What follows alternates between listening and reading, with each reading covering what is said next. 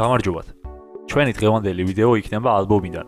ადამიანები, რომელთაც შეცვალეს მსოფლიო. როგორც ვიცით, ეს ალბომი სათაურშივე ზუსტად გულისხმობს იმას, თუ რა ხდება მასში. შემდეგი ვიდეოს სასაუბრო თემას კი წინა ვიდეოების კომენტარებიდან ვარჩევთ ხმათა უმრავლესობით. ანუ რომელ ადამიანზეც მეტმა გამოთქვა სურვილი ვიდეოსაც მასზე ვაკეთებთ. სწორედ ამ პრინციპით შევარჩიეთ ჩე გევარაც. დღევანდელი სასაუბრო თემა. კომენტარებში დაწერეთ თქვენთვის სასურველი პიროვნება და ჩვენს ხმათა უმრავლესობით დაწინაურებულ ადამიანს მივუძღვნით შემდეგ ვიდეო რგოლს. მანამდე კი არ დაგავიწყდეთ ჩვენი არხის გამოწერა.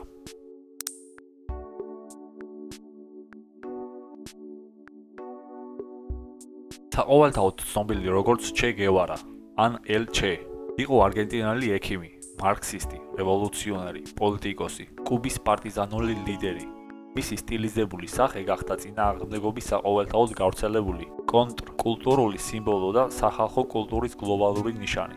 ერნესტო გევარა 1928 წლის 14 ივნისს არგენტინის ქალაქ როსარიოში დაიბადა. სელია დე ლა სერნა იოსისა და ერნესტო გევარა ლინჩის ესპანურ, ბასკურ, ირლანდიურ წარმომავლობის ოჯახში. ოჯახის 5 ბავშვს შორის ის უფროსი იყო. მის ნამდვილ გვარს და სახელს ხშირად უმატებდნენ მისი მშობლების გვარებს, დე ლა სერნას ან ლინჩს. ჩეს მოусვენარ ბუნებას მამამისი შემდეგნაირად ხსნიდა. ესაა უპირველესი ნიშანი იმისა, რომ ჩემი ვაჟის ძარღვებში ირლანდიელი მიამბოხის სისხლი ჩქეებს. ერნესტოს პატარაობიდანვე ეტყობოდა, რომ მიდრეკილება ჰქონდა მემარცხენეობის მიმართ. ოჯახში გაზრდილ ბავშვს ჯერ კიდევ საკმაოდ ახალგაზრდას გადაეშალა წინ ფართო პოლიტიკური სპექტრის პერსპექტივები. მამამისი, როგორც ესპანეთის სამოქალაქო ომის რესპუბლიკელების თავგადაკლული მხარდამჭერი, ოჯახში ხშირად მასპინძლობდა ამ კონფლიქტის ბევრ ვეტერანს. ერნესტოს დედა სელია დე ლა სერნა იმ დროისთვის არგენტინაში მიღებული ქცევის ნორმების მოწინააღმდეგე იყო. მას თმა მოკლედ ჰქონდა შეჭრილი და მანქანას მართავდა, რაც იმ დროს არგენტინაში ქალისთვის მიუღებლად ითვლებოდა. 2 წლის ასაკში ერნესტოს ასთმის პირველი შეტევა დაემართა. ეს დაავადება მას მთელი ცხოვრების ბოლომდე სდევდა და გავლენაც იქონია მის პერსონასა და ცხოვრების შემდგომ წინსვლაზე. 1932 წელს ერნესტოს ოჯახი ექიმის მითითებით საცხოვრებლად ქალაქ ალტაგრასიაში გადავიდა. ავადმყოფობის გამო სკოლაში ვერ დადიოდა და სახლში დედა ამეცადინებდა.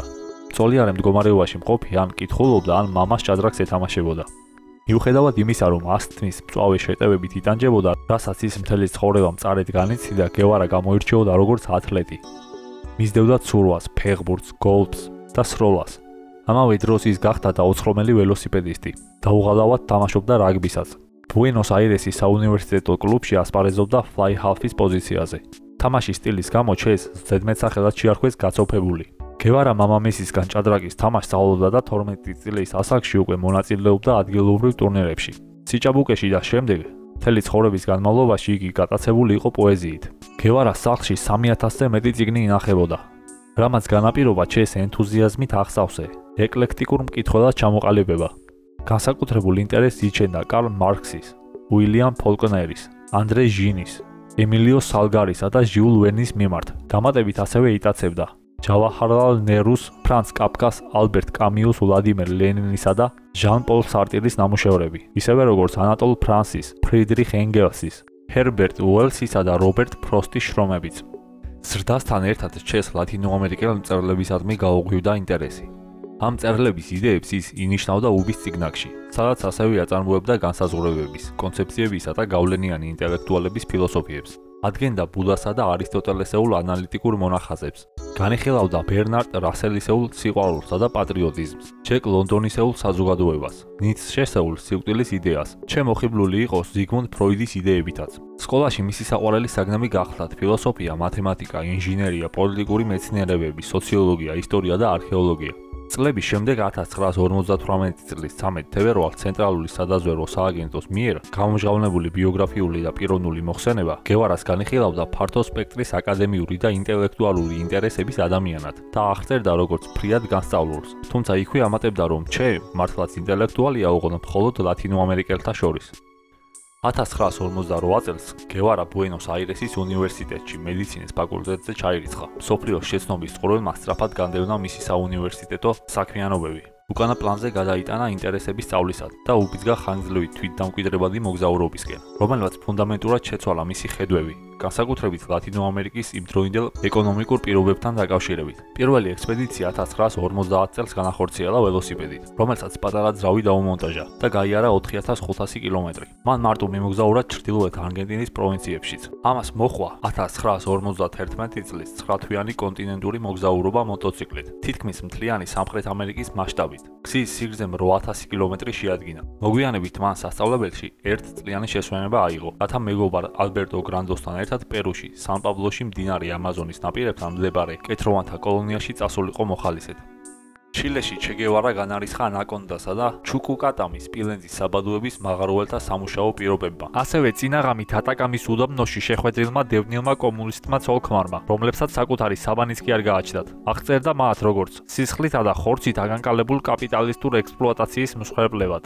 ანდების მაღალმთიანეთში მაჩუ-პიქჩუსკენ მიმავალი ჩე კიდევ ერთხელ შეძრა მიმდებარე დასახლებებში არსებულმა გამანადგურებელმა სიღარიბემ, სადაც გლეხები მდიდარი მიწათმფლობელების პატარა ნაკვეთებში შრომობდნენ. მოგზაურობის შემდეგ ეტაპზე განსაკუთრებით მოხიბლული დარჩა კეთროვანთა კოლონიაში მცხოვრებთა მეგობრული სულისკვეთებით, რაც შეაფასა როგორც ადამიანური სოლიდარობისა და ერთგულების უმაღლესი ფორმა ასეთ მარტოსულ და სასუსტარკვეთილ ხალხში. ამ მოგზაურობისას გევარა აკეთებდა ჩანაწერებს, რომლებსაც მოტოციკლისტის დღიურები უწოდა. და შემდეგ New York Times-ის ბესტსელერად იქცა. 2004 წელს კი მათზე გადაღებულმა ამავე სახელწოდების ფილმმა სხვადასხვა ჯილდოები მოიპოვა. საბოლოო ჯამში მოგზაურობისას ჩე გევარამ გაიარა არგენტინა, ჩილე, პერუ, ეკვადორი, კოლუმბია, ვენესუელა, პანამა და მაიამი, საიდანაც ბუენოს-აირესში დაბრუნდა. არგენტინაში დაბრუნების შემდეგ გევარამ გადაწყვიტა, რაც შეიძლება სწრაფად დაესრულებინა სწავლა, რადგან მას უკვე ახალი გეგმები ჰქონდა მოგზაურობასთან დაკავშირებით. 1952 წლის აგვისტოში მან ბუენოს-აირესის უნივერსიტეტში სწავლა განაახლა და 1953 წლის ივნისში სამედიცინო ხარისხი მიიღო. ოფიციალურად გახდა დოქტორი ერნესტო გევარა. მოგვიანებით ჩე აღნიშნავდა, რომ ლათინური ამერიკის გარშემო მოგზაურობისას ის უშუალოდ აწყდებოდა სიღარიბეს, შიმშილსა და ავადმყოფობას, ისევე როგორც ბავშვის მკურნალობის შეუძლებლობას უფლობის გამო და გამუდმებული შიმშილისა და საშელით გამოწვეულ გაოცებას, რაც მამას უბიძგებდა და თანხმებულიყო ვაჟის როგორც უმნიშვნელო ნივთის დაკარგვას. სწორედ ამ გამოცდილებამ დაარწმუნა გევარა დახმარებოდა ამ ხალხს, რაც მედიცინის სამყაროს დატოვებას და შეიარაღებული ბრძოლების პოლიტიკურ არენაში ჩართვას მოითხოვდა. 1953 წლის 7 ივნისს გევარა კვლავ მოგზაურობას იწყებს, ამჯერად ბოლივიაში, პერუში, ეკვადორში, პანამაში, კოსტა-რიკაში, ნიკარაგუაში, ჰონდურასსა და სალვადორში. 1953 წლის 10 დეკემბერს გვატემალაში გადასვლის წინ სან-ხოსესთან დეიდა ბეატრის შეტყობინება გაუგზავნა. მოგვიანებით გევარა საუბრობს United Fruit კომპანიის სამუშაო დიაპაზონზე, რომელიც იმის დასტურად მიაჩნდა თუ რა საშინელი იყო კაპიტალისტური რვაფეხა. ეს აღშფოთებდა თავებზე ნადირობის ელფერს ატარებდა, რაც ჩემ მისი უფრო კონსერვატული მოკავშირეების დასაშინებლად გამოიყენა და ბოლოს ახალგარდაცვლილი იოსებ სტალინის სურათის წინაშე დაიფიცა, რომ იგი ამ რვაფეხას საბოლოოდ დაამარცხებდა. ქალაქ გვატემალაში გევარამ გაიცნო ილდა გადია აკოსტა, პერუელი ეკონომისტი, რომელიც პოლიტიკურად მემარცხენე მიმართულების ამერიკის სახალხო რევოლუციის ალიანსის წევრი იყო. მან გევარა არბენსის მთავრობის მაღალი რანგის ოფიციალურ შეხვედრაზე გაიცნო. ამის შემდეგ გევარა კავშირს ამყარებს კუბელ დევნილთა ჯგუფთან, რომლებიც ფიდელ კასტროსთან იყვნენ კავშირში. ამ პერიოდში მას შეარქვეს თავისი ცნობილი ზედმეტსახელი ჩე, იმ მიზეზით, რომ ის ხშირად იყენებდა არგენტინული კნინობითი შორისდებულს ჩეს. ჩე არის არგენტინული კნინობითი ფორმა, შორისდებული, წოდებითი ბრუნვის ნაწილაკი, რომელიც გამოიყენება ყურადღების მისაქცევად ან იმის გასაგებად, არის თუ არა ნათქვამი გაგებული. წარუმატებელი აღმოჩნდა გევარას მცდელობები, იმაზე რომ პარალელურად ემუშავა ექიმად. შესაბამისად, მისი ეკონომიკური მდგომარეობა ხშირად არასაიმედო იყო. გევარას შეხედულებებში ამერიკის შეერთებული შტატები სამუდამოდ ჩამოყალიბდა როგორც იმპერიალისტური ძალაუფლება, რომელიც ეწინააღმდეგებოდა და ანადგურებდა იმ მთავრობებს, რომლებსაც სოციო-ეკონომიკური უთანასწორობის გამოსწორება სურდათ, რაც განსაკუთრებით ლათინურ ამერიკასა და სხვა განვითარებად ქვეყნებში იგრძნობოდა. 1954 წლის სექტემბერში ჩე გევარა მეხიკოში ჩავიდა, სადაც ცენტრალური საავადმყოფოს ალეგრიის განყოფილებაში მუშაობდა. დამატებით ის მექსიკის ეროვნული ავტონომიური უნივერსიტეტის მედიცინის ფაკულტეტზე ლექციებს აწარებდა და ლათინური ახალი ამბების სააგენტოში ფოტოგრაფათაც მუშაობდა. როგორც მისი პირველი ცოლი ილდა თავის მემუარულ ნაწარმოებში ჩემი ცხოვრება ჩესთან ერთად შენიშნავს. ამ დროს ჩემ აფრიკაში ექიმად სამუშაოდ წასვლა გადაწყვიტა, რითიც ის აგრძელებდა იმ ღრმა წუხილს მის გარშემო არსებულ სიღარიბეზე, რასაც ის ყოველთვის განიცდიდა. ჩემ განაახლა მეგობრობა ნიკო ლოპესთან და სხვა კუბელ დევნილებთან, რომლებიც გვატემალაში გაიცნო. ნიკომ მას რაულ კასტრო გააცნო, რომელმაც თავის მხრივ ჩე თავის უფროს ძმას ფიდელ კასტროს წარუდგინა. რევოლუციური ლიდერი, რომელმაც ჩამოაყალიბა 26 ივლისის მოძრაობა და ახლა დიქტატორ ფულხენსიო ბატისტას რეჟიმის დამხობის გეგმას ადგენდა. ცხოვრების ამ ეტაპზე გევარას მიაჩნდა, რომ ამერიკის შეერთებული შტატები აკონტროლებდა კონგლომერატებს და მთელი მსოფლიოს მასშტაბით მხარს უჭერდა რეპრესიულ რეჟიმებს. ამ შეხედულებით ბატისტა მას მიაჩნდა ამერიკის შეერთებული შტატების მარიონეტად. შესაბამისად, კუბა უნდა დაიხსნა მისი რეჟიმიდან. კასტროს გეგმის პირველი ნაბიჯი მექსიკიდან კუბაზე შეტევა იყო. გრანმით, ანუ მოძველებული კაბინიანი კრუიზერით. 1956 წლის 25 ნოემბერს ისინი კუბისკენ გაემგზავრნენ. გადასხდომიდან სულ მალე მათ ბატისტას სამხედროებმა შეუტიეს. რადგანაც ორივე მხრიდან 82 კაცი დაიღუპა. ან დატყვევების შემდეგ დახვრიტეს. როგორც გევარა წერდა, სწორედ ამ სისხლიან ბრძოლაში გადააგდო მან თავისი სამედიცინო დახმარების ყუთი და სანაცვლოდ ხელში გაქცეული ამხანაგის დავარდნილი ჭურვი აიღო, რითაც სიმბოლურად დასრულდა მისი გარდასახვა ექიმიდან მებრძოლში. გადარჩენილ რევოლუციონერთა მხოლოდ მცირე დაჯგუფებამ თავის სიერა მაესტრას თების სიღრმეს შეაფარა და ხელახლა შეჯგუფება დაიწყო, სადაც მათ მხარდაჭერა მიიღეს ფრანკ პაისის სამოქალაქო პარტიზანული ომის ქსელისგან, 26 ივლისის მოძრაობისგან და ასევე ადგილობრივი გლეხებისგან. მთელი მსოფლიო ფჭობდა ცოცხალი იყო თუ არა კასტრო, მაგრამ ამ მითქმა-მოთქმას ბოლო 1957 წლის დასაწყისში მოეღო, როდესაც ნიუ-იორკ ტაიმსში ჰერბერტ მეთიუსის ინტერვიუ გამოქვეყნდა. სტატიაში წარმოდგენილი იყო კასტროსა და პარტიზანული ომის მტკიცე თითქმის მითიური სურათი. ინტერვიუში გევარა არ იყო ნახსენები, მაგრამ უახლოეს თვეებში მან მკაფიოდ გაანალიზა ბედიის მნიშვნელობა თავიანთ ბრძოლაში. ამასობაში საკვების მარაგი გამოილია, დაეცა მორალური მდგომარეობაც. წერების დაკმენის შედეგად გევარას ალერგია განუვითარდა, რამაც სხეულზე აუტანელი კაკლის ზომის ბუშტები გამოიწვია. ამ პერიოდს ჩე ომის ყველაზე მტანჯველ დღეებად მიიჩნევდა. სიერა მაესტრას მთებში ღარიბ გლეხებს შორის მალულად ცხოვრებისას ჩე გევარამ აღმოაჩინა, რომ აქ არც სკოლები იყო, არც ელექტროენერგია, არც ჯანდაცვის მინიმალური საშუალებები. მოზარდთა 40%-ზე მეტი კი წერა-კითხვის უცოდინარი გახლდათ. ომის მსვლელობისას გევარა აჯანყების განუყოფილ ნაწილს წარმოადგენდა, რომელიც კასტროს თავდაჯერებულობას მატებდა კომპეტენტურობით, დიპლომატიითა და მოთმინებით. ჩემ ყუმბარების საწარმოებლად შექმნა ფაბრიკები, ააშენა პურის საცხობი ღუმელები. ახალწეულებს ასწავლა სხვადასხვა ტაქტიკები. ორგანიზება გაუკეთა სკოლების მოწყობას, რომლებშიც უწიგნურ გლეხებს წერა-კითხვას ასწავლიდნენ. გარდა ამისა, გევარამ დააარსა ჯანდაცვის კლინიკები, სამხედრო ტაქტიკის სასწავლო საამქროები და გაზეთი, რომელსაც ინფორმაცია უნდა გაევრცელებინა. ჩე როგორც ერთადერთი კომანდანტე ფიდელ კასტროს შემდეგ სასტიკი პედანტი იყო, რომელიც ხანდახან განდგომილებს ესროდა კიდეც. დეზერტირებს როგორც მოღალატეებს სჯიდნენ. გევარა როგორც წესი მათი ნაკვალების საძებნელად ბრიგადებს გზავნიდა. გევარა ასევე პასუხისმგებელი იყო სიკვდილით დაესაჯა ინფორმატორობაში, დეზერტირობასა და ჯაშუშობაში ბრალდებულნი. მიუხედავად იმისა, რომ მომთხოვნისა და ულმობელის მიდრეკილებებს ინარჩუნებდა, გევარა თავის როგორც ცარდლის როლს რიგით მასწავლებელსაც ხედავდა. ჯარისკაცებს საქმეებს შორის შესვენებებისას რობერტ ლუის სტივენსონის, სერვანტესის და ესპანური ლირიკის კითხვით ართოვდა. ამ როლითა და ხოსე მარტის პრინციპით წიგნიერება საზღვრებს გარეშე შთაგონებული გევარა თანდათან დარწმუნდა, რომ მის მებრძოლებს ყოველდღიურად დრო უნდა გამოენახათ იმ გაუნათლებელი გლეხებისთვის წერა-კითხვის სასწავლებლად, რომლებთანაც ისინი ცხოვრობდნენ, რასაც გევარა უმეცრების წინააღმდეგ ბრძოლას უწოდებდა. კომანდორ ოფიცერი ფიდელ კასტრო გევარას აღწერდა როგორც ინტელიგენტს, გამბედავს, სამაგალითო ლიდერს, რომელსაც მთელს მის ჯარში უდიდესი მორალური ავტორიტეტი ჰქონდა. 1958 წლის თებერვალში გევარას ძალისხმევით შეიქმნა პირატული რადიოსადგური, რადიო რებელდე, იგივე აჯანყებულთა რადიო, რომელიც კუბელ ხალხს აწვდიდა ახალ ამბებს.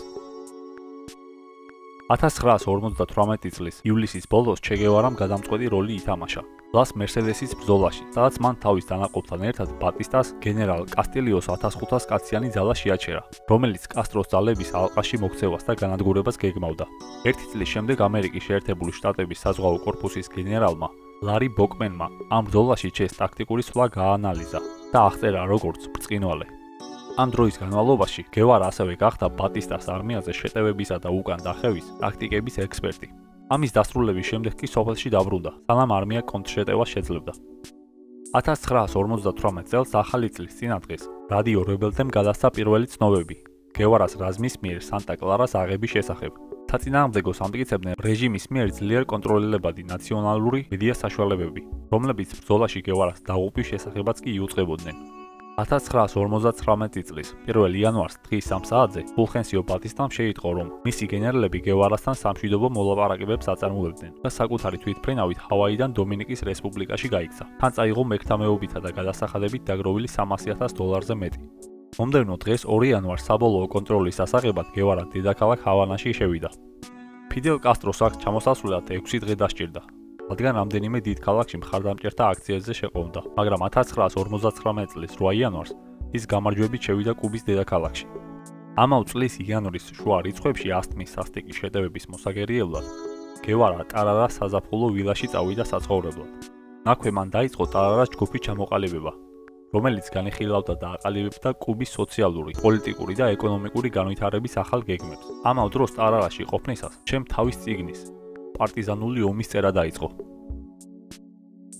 რევოლუციურ სამართლიანობაში დარწმუნებულ გევარას სხვა მოცანაც ჰქონდა სასოფლო-სამეურნეო მიწის რეფორმის დაწყება. რამდენიმე თვის შემდეგ 1959 წლის 17 მაისს დალაში შევიდა გევარას მიერ წარმოდგენილი მიწის რეფორმის ახალი კანონი, რომელიც ყველა მეურნეობას მაქსიმალურ ტერიტორიად 4 კილომეტრ კვადრატს უწესებდა. კანონი ასევე ითვალისწინებდა, რომ შაქრის, ლერწმის პლანტაციის მფლობელი ვერ იქნებოდა უცხოელი. რამდენიმე წარმატებული მივლინების შემდეგ ჩეს დაწინაურებების ციკლი დაიწყო. გევარამ დამატებით მიიღო ფინანსთა მინისტრისა და ეროვნული ბანკის პრეზიდენტის თანამდებობა. შედეგად ჩეს, რომელსაც ამავე დროს მრეწველობის მინისტრის პოსტიც ეკავა, ძალაუფლების ზენიტში აღმოჩნდა, როგორც კუბის ეკონომიკის ფაქტობრივი მეფე. მისი როგორც ცენტრალური ბანკის ხელმძღვანელის მოვალეობა იყო ხელი მოეწერა კუბის ვალუტაზე, ანუ კუპიურებზე მისი ხელმოწერა უნდა გამოსახულიყო. სრული სახელის ნაცვლად ჩეკებზე მან მხოლოდ ჩე მოაწერა. ამ სიმბოლურმა ქმედებამ კუბის ფინანსური სექტორის ბევრი წარმომადგენელი აღაშფოთა, რადგან ამით გევარა მიუთითებდა თავის სისხლზე ფულისადმი და იმ კლასობრივ განსხვავებებზე, რომელსაც ფული ქმნის. ჩეს პირველადი ამოცანა იყო მატერიალური მისწრაფებების შესუსტება, მორალური სასარგებლოდ, რაც თანხმედრაში მოდიოდა მის სიძულვილთან, სიმდიდრისადმი. იგი კაპიტალიზმს უყურებდა როგორც ლების შეჯიბრს, სადაც გამარჯვებული მხოლოდ ერთი გამოდიოდა, ისიც წყების ხარჯზე. ამიტომ სურდა ეხილა ეგრეთ წოდებული ახალი ქალისა და კაცის შექმნა. გევარა თავად აძლევდა მაგალითს. დასვენების დღეებში დაუსრულებლად მუშაობდა. მინისტრის პოსტზე მყოფი ადამიანი. მშენებლობაზე და შაქრის ლერწმის რაზეც კი ცნობილი იყო იმითაც, რომ მუშაობდა 36 საათი გადაბმულად. შეხვედრებს შუაღამის შემდეგ მართავდა და გაქცეული ჟამდა. ამერიკის შეერთებულ შტატებთან კომერციული კავშირების დაკარგვის შემდეგ გევარა აქტიურად ცდილობდა ეს დანაკლისი ჩაენაცვლებინა აღმოსავლეთის ბლოკის ქვეყნებთან ახლო კომერციული ურთიერთობით, რის გამოც ის მარქსისტულ სახელმწიფოებს ხშირად სტუმრობდა და მათთან შეთანხმებებს აფორმებდა. 1960 წლის მიწურულს იგი ესტუმრა ჩეხოსლოვაკიას, საბჭოთა კავშირს, ჩრდილოეთ კორეას, აღმოსავლეთ გერმანიას და ხელი მოაწერა მაგალითად სავაჭრო შეთანხმებას აღმოსავლეთ ბერლინში 1960 წლის 17 დეკემბერს. 1964 წლის დეკემბერში ჩე გევარა წარმოჩნდა როგორც მსოფლიო მნიშვნელობის რევოლუციონერი და სახელმწიფო მოღვაწე. აქედან გამომდინარე კუბის დელეგაციას ნიუ-იორკში წარუძღვა გაეროში სიტყვით გამოსასვლელად. ჩინიანი მიმართვისას მან გააკრიტიკა გაერო. სამხრეთ აფრიკაში არსებულ აპართეიდის მხეცური პოლიტიკის წინააღმდეგ გამოჩენილი უნარობისთვის და იკითხა, გაეროს ამის შესაჩერებლად ნუ თუ არაფერი შეუძლია. შემდეგ ჩემ გააკრიტიკა ამერიკის შეერთებული შტატების პოლიტიკა თავის შავკანიან მოქალაქეებთან მიმართებაში და თქვა, ისინი ვინც ხოცავენ საკუთარ ბავშვებს და ყოველდღიურად ახდენენ მათ დისკრიმინაციას კანის ფერის გამო. ისინი შავკანიანების მკვლელებს თავისუფალს ტოვებენ, ფარველობენ და უფრო მეტიც, სჯიან შავკანიან მოსახლეობას იმის გამო, რომ ისინი საკუთარ ლეგიტიმურ უფლებებს ითხოვენ, როგორც თავისუფალი ადამიანები. როგორ შეუძლიათ მათ ამის გაკეთება, ვინც თავს თავისუფლების დამცველად მიიჩნევენ. როგორც გევარამ მოგვიანებით შეიტყო გაეროს კომპლექსში ყოფნის დროს, ადგილი ჰქონდა მისი სიცოცხლის ხელყოფის ორ წარუმატებელ მცდელობას.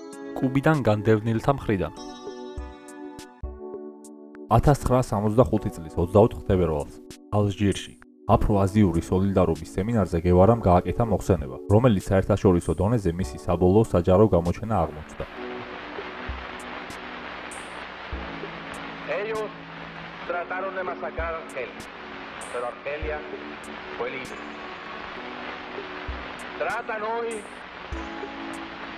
de liquidar al pueblo de Vietnam, pero el pueblo de Vietnam es más fuerte que ellos y el pueblo de Vietnam sigue día a día anotándose nuevas victorias sobre el imperialismo y haciéndole cobrándole también en sangre de sus soldados la inmensa cantidad de víctimas que el imperialismo hace en el pueblo de Vietnam del Sur. Y la lucha sigue, seguirá hacia la victoria. მას ზუსტად განსაზღვრა სოციალისტური ქვეყნების მორალური ვალი და ისინი დაადანაშაულა დასავლეთის ქვეყნებთან ექსპლუატაციის პროცესში ფარულ მონაწილეობაში. მან რამდენიმე სხვადასხვა სახის მონახაზი გააკეთა, რითაც აჩვენა, რომ კომუნისტური სახელმწიფოები იარაღი უნდა ყოფილიყვნენ იმპერიალიზმის საბოლოო მარცხისთვის. მან ასევე საჯაროდ გააკრიტიკა საბჭოთა კავშირი, ანუ კუბის უპირველესი ფინანსური მხარდამჭერი. 14 მარტს გევარა კუბაში დაბრუნდა, სადაც ჰავანის აეროპორტში ფიდელ და რაულ კასტროებმა, ოსვალდო დორტიკოსმა და კარლოს რაფაელ როდრიგესმა საზეიმო დახვედრა მოუწყეს. 1965 წლის დასაწყისში გევარა აფრიკაში გაემგზავრა, რათა თავის პარტიზანული ომის ცოდნა და გამოცდილება გაეზიარებინა კონგოში მიმდინარე კონფლიქტის მონაწილეებისთვის. ალჟირის პრეზიდენტ აჰმედ ბენ ბელას ცნობით, გევარა ფიქრობდა, რომ აფრიკა იმპერიალიზმის სუსტი რგოლი იყო და აქედან გამომდინარე მას უდიდესი რევოლუციური პოტენციალი გააჩნდა.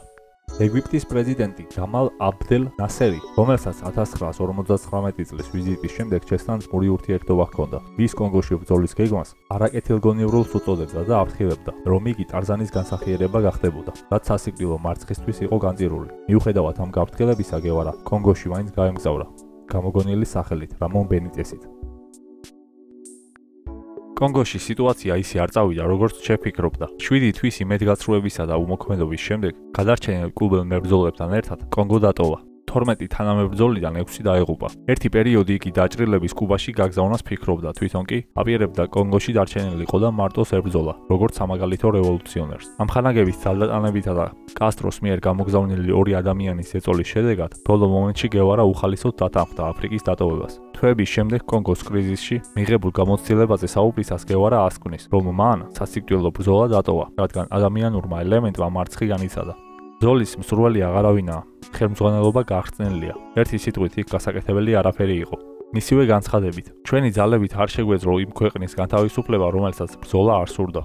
რამდენიმე კვირის შემდეგ გევარამ იმ დღიურების წინასიტყვაობა დაწერა, რომელზეც ის კონგოში მუშაობდა, რაც მას შემდეგი სიტყვებით დაიწყო. ეს არის მარცხის ისტორია. გევარას კუბაში დაბრუნება არ სურდა, რადგან კასტროს უკვე საჯაროდ ჰქონდა გამოცხადებული მისი გამოსამშვიდობებელი წერილი. წერილი, რომელიც მხოლოდ მისი სიკვდილის შემთხვევაში უნდა გამოაშკარავებულიყო, რომელშიც ის კავშირების ყველანაირ გაწყვეტას და საკუთარი თავის მსოფლიო რევოლუციისთვის შეწირვას იუწყებოდა. შედეგად მომდევნო 6 თვის განმავლობაში გევარა ფარულად ცხოვრობდა დარ-ეს-სალამსსა და პრაღაში. 1966 წლის ბოლოს გევარას ადგილსამყოფელი საზოგადოებისთვის ჯერ კიდევ უცნობი იყო. მიუხედავად იმისა, რომ მოზამბიკის დამოუკიდებლობისთვის მოძრაობა ფრელიმოს წარმომადგენლები ავრცელებდნენ ცნობას, თითქოს ისინი გევარას 1966 წლის ბოლოს ან 1967 წლის დასაწყისში დარ-ეს-სალამსში შეხვდნენ, სადაც ჩემ რევოლუციის პროექტში დახმარება შესთავაზა, რომელიც საბოლოოდ მათ მიერ უარყოფილი იქნა. 1967 წელს მუშათა საერთაშორისო დღეს ჰავანაში ხალხის წინაშე გამოსვლისას მაიორმა ხუან ალმეიდამ განაცხადა, რომ გევარა რევოლუციის სამსახურში იყო სადღაც ლათინურ ამერიკაში. ბოლივიაში გამგზავრების წინ ჩემი ერი შეიცვალა, გაიპარსა წვერი და თავზე თმის გარკვეული ნაწილი. დანარჩენი კი რუხად შეიღება. ისე რომ მისი ძველ ჩესთან გაიგივება შეუძლებელი გახდა. 1966 წლის 3 ნოემბერს ურუგვაის დედაქალაქ მონტევიდეოდან ის საიდუმლოდ ბოლივიაში ლა-პასში გადაფრინდა, ყალბის სახელით ალფონსო მენა გონსალესი, რომელიც თვითონ ამერიკის სახელმწიფოთა ორგანიზაციაში მომუშავე საშუალო ასაკის ბიზნესმენი იყო. ჩე გევარაზე ნადირობისას ბოლივიის შეიარაღებულ ძალებს რჩევებს აძლევდა ფელიქს როდრიგესი, კუბელი დევნილი და ცენტრალური სადაზვერვო სააგენტოს სპეცრაზმის მუშაკი. ასევე კევინ მაკდონალდსის მიერ 2007 წელს გადაღებულ დოკუმენტურ ფილმში. ჩემი მტრის მტერი ამტკიცებს, რომ ცენტრალურ სადაზვერვო სააგენტოს გევარას დაჭერაში რჩევებს აძლევდა და შესაძლოა ეხმარებოდა კიდეც ნაცისტური ომის კრიმინალი კლაუს ბარბიე, რომელსაც ლომის ყასაბს უწოდებდნენ. 1967 წლის 7 ოქტომბერს ბოლივიის სპეცდანიშნულების ძალებს ინფორმატორმა იუროს ხეობაში გევარას პარტიზანთა ბანაკის ადგილსამყოფელი აცნობა. 8 ოქტომბერს ამ არიას 1800 ჯარისკაცით ალყა შემოარტყეს.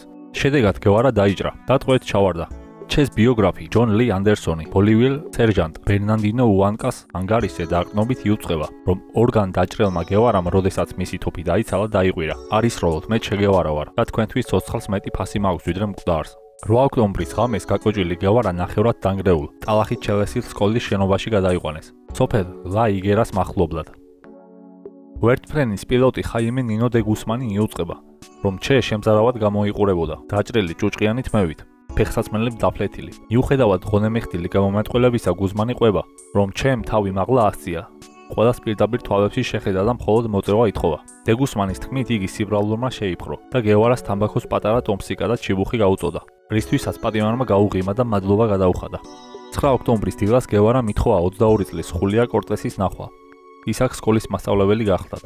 როგორც მოგვიანებით კორტესი აღნიშნავდა, გევარას სასიამოვნო შესახედაობის მშვიდი და ირონიული მზერის კაცი აღმოჩნდა და როგორც მან მათი საუბრისას აღმოაჩინა, გევარას დაჟინებული, გამჭოლი და ამავე დროს წყნარი მზერის გამო მას არ შეეძლო მისთვის თვალებში ჩახედვა. მოკლე საუბრის განმავლობაში გევარამ ხაზი გაუსვა სკოლის შენობის საშინელ პირობებს და აღნიშნა, რომ ბავშვების აქ სწავლება სასტიკად ანტიპედაგოგიური იყო, მაშინ როდესაც მთავრობის ოფიციალური წევრები მერსედესების მანქანებით დასეირნობდნენ და დაამატა, ეს სწორედ ისაა, რის წინააღმდეგაც ჩვენ ვიბრძვით. 9 ოქტომბრის დილის მიწურულს ბოლივიის პრეზიდენტმა რენე ბარიენტოსმა გევარას მოკლის ბრძანება გასცა. ეს ბრძანება ფელიქს როდრიგესთან იყო დაკავშირებული. მიუხედავად იმისა, რომ ამერიკის შეერთებული შტატების მთავრობას შემდგომში დაკითხვების მიზნით გევარას პანამაში გადაყვანა სურდა. ჯალათობა იკისრა მარიო ტერანმა, ბოლივიის არმიის ნახევრად მთვრალმა სერჟანტმა, რომელმაც თავად გამოთქვა ჩეს მოკლის სურვილი, იმ მიზეზით, რომ მისი სამი მეგობარი სამივე სახელად მარიო, გევარას პარტიზანულ დაჯგუფებებთან ადრეული ბრძოლებისას მომკვდარიყო. სიკვდილით დასჯამდე რამდენიმე წუთით ადრე გევარას ბოლივიელმა ჯარისკაცმა ჰკითხა, თუ რას ფიქრობდა მის უკდავებაზე. არა, შეეპასუხა ჩე, მე რევოლუციის უკდავებაზე ვფიქრობ. როდესაც სერჟანტი ტერანი ქოხში შევიდა, ჩე გევარამ მის ჯალათს უთხრა, ვიცი ჩემს მოსაკლავად მოხვედი, ისროლე ლაჩარო, შენ მხოლოდ კაცის მოკვლას აპირებ. ტერანი შეყოყმანდა, შემდეგ თავის ნახევრად ავტომატური შაშხანიდან ცეცხლი გახსნა და გევარას ხევებსა და ფეხებში ესროლა. ჩემ მიწაზე დაიკრუნჩხა და მაჯების საშინელი ტკივილისგან ყვირილი აღმოხდა. ამ დროს ტერანმა რამდენჯერმე კიდევ ესროლა. სასიკვდილო ჭრილობა გულმკერდში, როგორც როდრიგესი აღნიშნავდა, დღის 13 საათსა და 10 წუთზე მიაყენა. საერთო ჯამში გევარა 9 ადგილზე იყო დაჭრილი, მათ შორის 5-გან ფეხებში, თითო მხარსა და მკლავზე, ერთი გულმკერდში და ბოლოს ყელში. 15 ოქტომბერს ფიდელ კასტრომ გევარას დაღუპვის ამბავი საზოგადოებას აამცნო და მთელს კუბაში სამდღიანი გლოვა გამოაცხადა. 18 ოქტომბერს კასტრომ ჰავანის რევოლუციის მოედანზე შეკრებილი დაახლოებით 1 მილიონი გლოვიარი ადამიანის წინაშე გევარას, როგორც რევოლუციონერის თვისებებზე ილაპარაკა. მან ვნებააშლილის სახოტბო გამოსვლა შემდეგი სიტყვებით დაასრულა.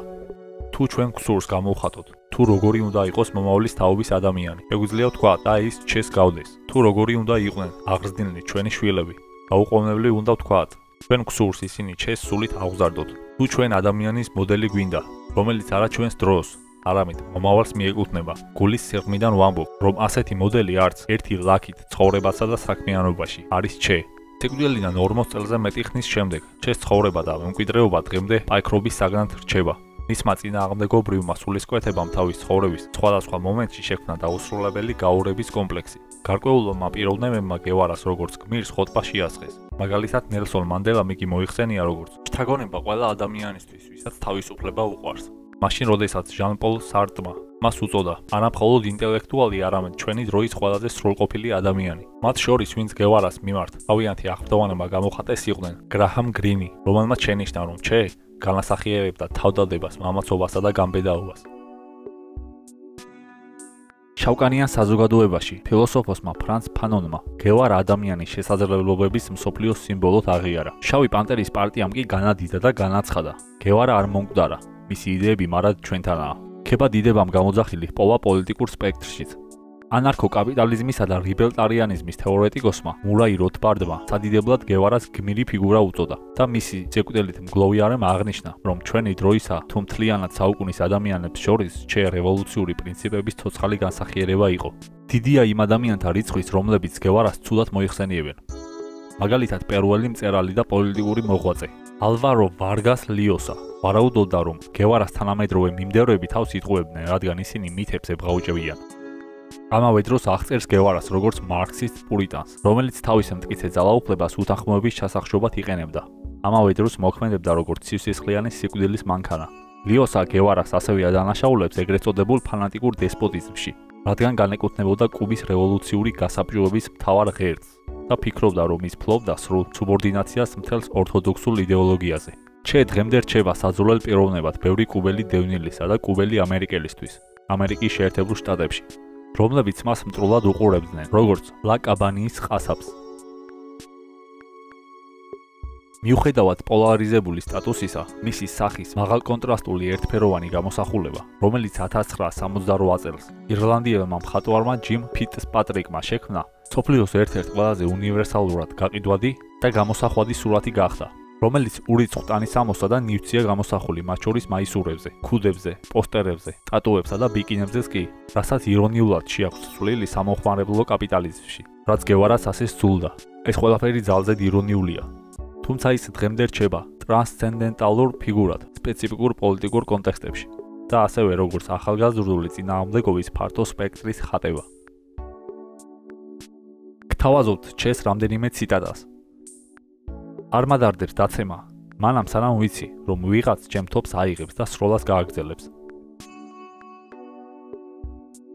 ერთი ადამიანის სიცოცხლე მილიონჯერ უფრო ფასეულია, ვიდრე მსოფლიოს ყველა უმდიდრესი ადამიანის ქონება ერთად აღებული. დუმილი არის კამათის სხვა მეთოდით გაგრძელება. ხალხის მადლობა უფრო გადამწყვეტი და უფრო მტკიცეა, ვიდრე ის ოქრო, რაც კი შესაძლოა მოიხვეჭო. გზა, რომელსაც ყოველგვარი წინააღმდეგობის გარეშე იპოვნით, არსად არ მიდის. იმისათვის, რომ ბევრს მიაღწიოთ, ჯერ ყველაფერი უნდა დაკარგოთ. თუ ყოველ უსამართლობაზე შენ აღშფოთებისგან წახცახებ, მაშინ შენ ჩემი მეგობარი ხარ.